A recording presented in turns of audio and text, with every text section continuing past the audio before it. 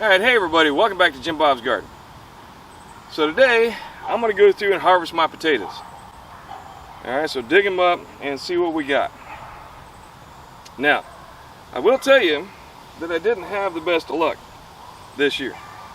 Alright, a lot of my yellow potatoes sprouted, came up and did really well.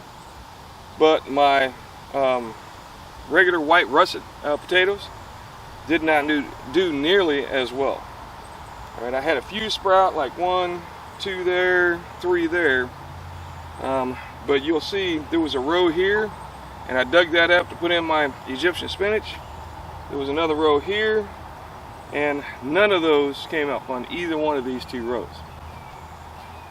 Now my regular way of planting potatoes, and I'll link that video back to you, is by taking store-bought potatoes and basically cutting them up and putting them in the ground. Alright. The yellows worked fine that way this year, but the white russets for some reason did not. And I gotta say, that's the first time I've been skunked like this, where literally few, if any, grew. I mean, even over on this side where I did an experiment where I cut them and let them actually sit out for a while before I planted them so that they scabbed over, even those did not grow. So we're going to have to think about it next year when it comes time to actually planting some more. Alright, with that being said, let's get to work. Oh, well, let me bring this up. Alright, so how do you tell when your potatoes are ready to get harvested? Well, one, you want to let the vines die back.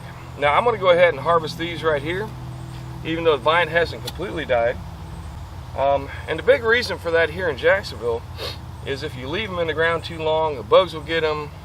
They'll start to rot because the soil does not stay cool here like it does in a lot of other climates. Alright, so, and then the way I go about it is I take my handy dandy little fork here, which is a potato fork or a garden fork, however you want to call it. Just dig underneath and lift up. Now I have pretty light soil here, so from there I should be able to get my hand down in the ground and pull out the potatoes.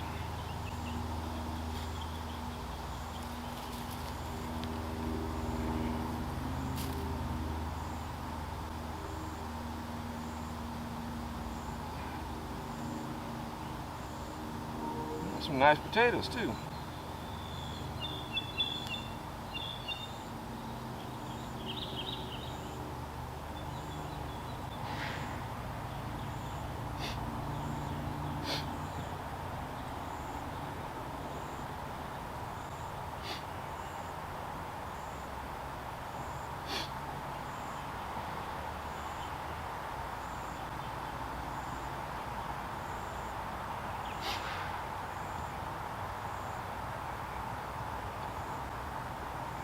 I'll go around by hand, feel through all the soil to make sure I didn't miss any. Right. There you go. And then that's one of the reasons for the markers, is because I have the markers now I can go back through and dig up the entire area and make sure I didn't miss any potatoes. These potatoes are looking pretty good. At one point I had a problem with wire worms, and you can tell when you got wire worms when you see a lot of holes in the potatoes. But keeping in mind that I only planted 5 pounds worth of potatoes, that's probably almost a pound right there by itself. Alright, so we're already looking pretty good. So let me go through and dig some of this up and we'll see what we got. Alright, so you can see I got well above my 5 pound of input out of just this one singular row. Alright, but I want to show you this for a couple reasons. One, interestingly enough, this is one of my seed potatoes that I put in the ground. It's still solid, did not sprout, which is interesting. I'm not really sure why that happened. And then two, this is a rotten potato. Alright, I don't know if you can see me squeezing the juice out. Nasty. Alright, that'll be compost. So, ooh, this stinks. And this is why you want to go ahead and get your potatoes out, you know, within a reasonable amount of time, because if you let them sit in the ground too long, at least here in the Jacksonville area, they'll start to rot down, and you could end up losing most of your harvest. Now, none of these are really large. These are some of my largest ones. All right, but they're definitely food. All right, so I mean, do I really need the large potatoes? Not really, though. The larger they grow, the more produce I get out of my input. Could I have grown them bigger? I mean, maybe, if I would have gone ahead and fertilized. But I did keep the soil pretty moist, above and beyond what the typical rain was. Tried to make sure this year I kept them good and watered. And the plants looked really good until about a week ago, when they really started to die back. So I really think we did about as good as we could do. What I will do this year is, once I'm done digging all this up, I'm going to go ahead and put a bunch more compost in this area and let that rot down over the year. And then next year, hopefully, we'll have an even bigger and better harvest in here. All right. So let me go ahead and finish digging them up, and I'll show you what it looks like at the end. All right, so there you go. There's my harvest. We're looking at right at 22 pounds of potatoes. All right, with the 5 pounds of potatoes that I used to plant these with. All right, not a bad return. All right, so the great potato harvest of 2022. Well, not so great, but overall we got 22 pounds of potatoes. Just over 22 pounds. All right, put in 5 pounds, got 22 back. That gives me more than a 4 times return. Not bad, but not nearly what I'd hoped for. Only about half of the bed grew, and all of the russet potatoes that I planted, I got 2 plants. One plant had 2 really tiny potatoes in it. The other plants so far I've not dug up. Well, actually, I think there's 3, because I think there's 2 plants over there. So we're gonna let them die back, and we'll see what we get off of that. But all in all, not nearly what I'd hoped.